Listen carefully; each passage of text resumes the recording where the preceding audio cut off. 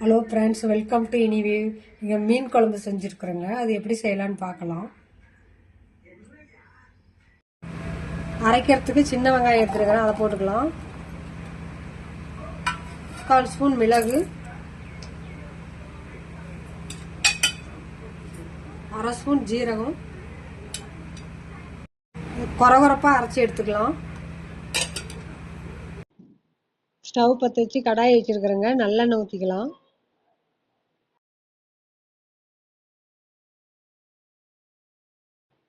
நல்லெண்ணெய் ஊற்றி செய்யும் போது குழம்பு நல்லா இருக்குங்க.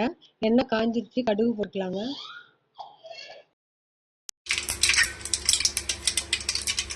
கால் ஸ்பூன் வெந்தயம் போட்டுக்கலாம். பெரிய வெங்காயம் கட் பண்ணி வச்சிருக்கிறேங்க, அதை போட்டுக்கலாம்.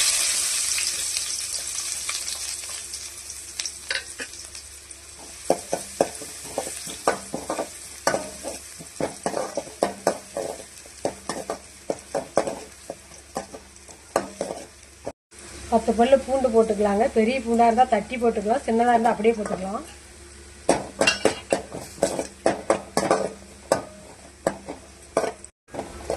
வெங்காயம் வதங்கட்டுங்க.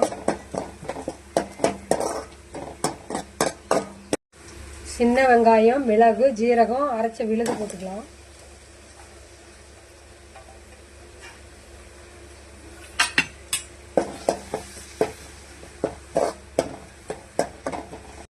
ஒரு கொத்து கருவேப்பிலை.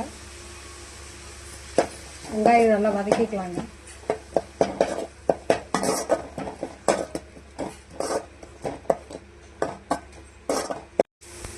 வெங்காயம் பச்சை வாசனை போயிடுச்சுங்க. அது 1-2 அரைச்ச தக்காளி விழுத ஊற்றிக்கலாம்.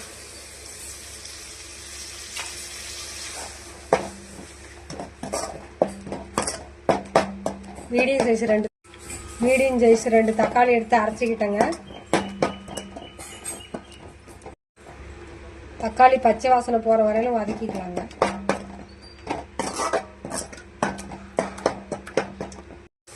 தக்காளி பச்சை வாசனைலாம் போயிடுச்சுங்க, நல்லா வணங்கிடுச்சு, எண்ணெய் பிரிஞ்சு வந்துருக்குங்க. பொடி வகையெல்லாம் போட்டுக்கலாம். 1 ஸ்பூன் மிளகாத்தூள், குழம்பு மிளகாய்த்தூள் 1.5 ஸ்பூன் போட்டுக்கலாம்.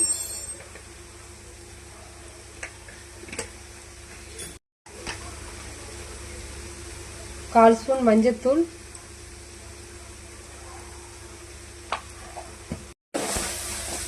வதக்கி விட்டுக்கலாங்க. புளி கரைசல் ஊற்றிக்கலாம். பெரிய எலுமிச்சை புளி எடுத்து கரைச்சி வச்சிருக்கிறேங்க, அதை ஊற்றிக்கலாம். தண்ணி மாதிரி தாங்க கரைச்சி வச்சிருக்கிறேன் நான்.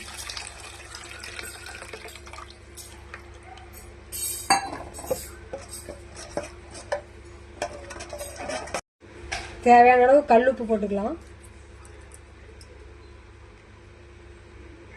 வாசனைக்கு 2 பச்சை மிளகாய், கட் பண்ணி வச்ச கொத்தமல்லி தழை, மூடி கொதிக்க வச்சுக்கலாங்க.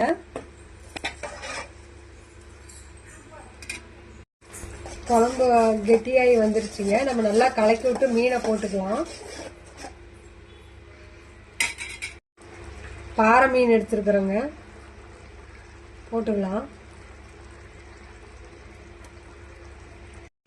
மீனை போட்டுட்டு கலக்கிவிடக்கூடாதுங்க. அப்படியே மூடி வச்சு இப்போ ஒரு 3 நிமிஷம் வெந்தால் போதுங்க. அதிக நேரம் வேக விடக்கூடாது. 3 நிமிஷம் ஆயிடுச்சுங்க. மீன் நல்லா வெந்து வந்துருச்சு. நம்ம அடுப்பு ஆஃப் பண்ணி இறக்கிக்கலாம். சூப்பராக மீன் குழம்பு தாங்க, சூப்பராக ரெடி ஆயிடுச்சுங்க. உங்களுக்கு பிடிச்சிருந்தா லைக் பண்ணுங்கள், ஷேர் பண்ணுங்கள், சப்ஸ்கிரைப் பண்ணுங்கள். தேங்க்யூ.